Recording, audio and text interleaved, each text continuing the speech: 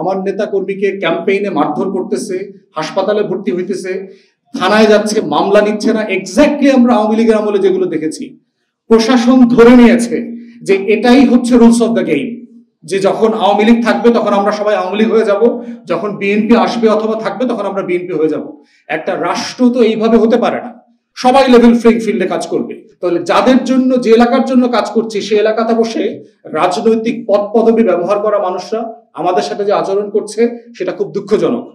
আমরা বিএনপিকে বলছি, আপনাদের একাংশ, খুবই সংক্ষিপ্ত একটা ফ্র্যাকশন একাংশ যে আচরণটা করছে, তাতে প্রত্যেক দিন আপনাদের হাজার হাজার ভোট কমছে।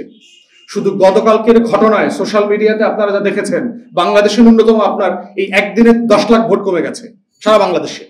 এবং আপনারা যদি আপনাদের এই অভদ্র একাংশ, খুবই ছোট অল্প কটা মানুষকে নিয়ন্ত্রণ করতে না পারেন, তাহলে কিন্তু আগামী নির্বাচনে আপনারা চ্যালেঞ্জের মুখোমুখি পড়বেন। অতএব আমাদের অনুরোধ, দয়া করে শুধু গণতন্ত্রের রাজনীতিটা করেন। আসেন দেশকে ভালোবেসে একটা ভালো রাজনীতি করি, সবাই মিলে করি, দেশটাকে বদলে যাই। শহীদ জিয়ার রাজনীতিটা করেন আল্লাহর ওয়াস্তে, বেগম জিয়ার রাজনীতিটা করেন। সেই রাজনীতি তো আপনারা করতেছেন না, আপনারা আওয়ামী লীগের রাজনীতি করতেছেন। অতএব বিএনপিকে বলছি, আপনারা তদন্ত করবেন। ভিডিও ফুটেজ আছে, বাইরে পিছনে কারা কারা উস্কানি দিচ্ছে আমরা সবাইকে চিনি, সবার নাম জানি। তাদেরকে বের করে দলীয় শৃঙ্খলার মধ্যে আনবেন। যা যা করা দরকার এর দায় আপনাদের। সরকারকে আহ্বান করছি যে গতকালকের আইন শৃঙ্খলা বাহিনীর যারা যারা এখানে নিশ্চুপ ভূমিকা রেখেছে, গতকালকে যে বাবুগঞ্জের ওসি ছিল তাকে সাসপেন্ড করতে হবে, তদন্ত করে বিচারের মুখোমুখি করতে হবে কাদের কারণে এটা হয় নাই। ইকুয়ালি মুলাদিও আমার একই আসনে, নাজিরপুরে যে ঘটনা ঘটেছে, আপনারা ডিসিএসপিরা যদি দৃষ্টান্তমূলক ব্যবস্থা না নেন, তাহলে এইখানে কোনো ভালো নির্বাচন হবে না। ন্যূনতম গুন্ডা, পান্ডামি, চাঁদাবাজি, এদের রাজনীতি আমরা দেখতে চাই না।